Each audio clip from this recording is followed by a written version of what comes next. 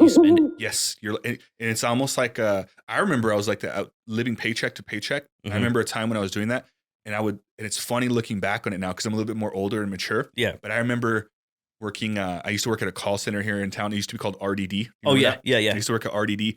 First of all, they wouldn't let me work 40 hours, so I was literally working like 20 to 25 hours. So was that part time? Yeah. And they're paying me.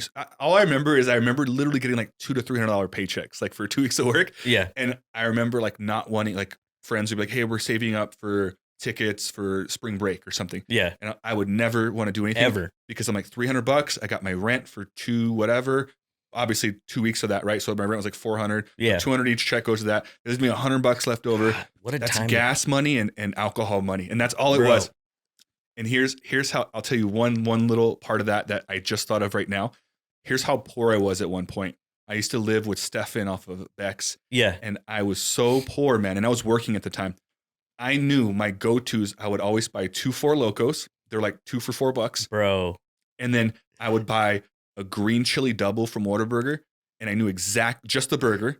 I knew exactly, I don't remember anymore, but at the time I knew exactly how much the 2 4 Locos and the burger were put together. I think it came out to like $11.38 or something specific. And I would literally every day, my goal for the day was to try to come up with $11.58, whatever it was. And that was my whole, and every day I'm like Stefan would be like, "Hey, can you do this for me?" I'm like, "I'll do it for $11.58. Like, all I wanted was to get my burger and to get my 2 4 Locos. That's crazy, dude. But you know what though? I want to give a shout out to 4 Locos, man. Those people, that company, when we were all low on money, that company kept us drunk. How do I get wasted off $6 or Bro, less? let me tell you, I just remember at one point, I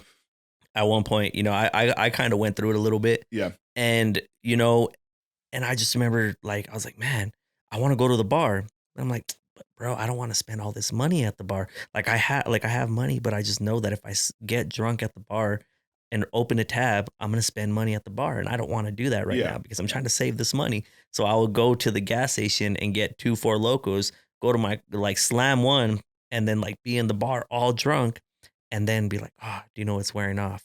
It's 12 o'clock. Let me go back to my car now. Run out to the car. And slam another 4 Loko, go back in, and I'm blacked out. That was the way to do it, though. Yeah. Man. Yeah.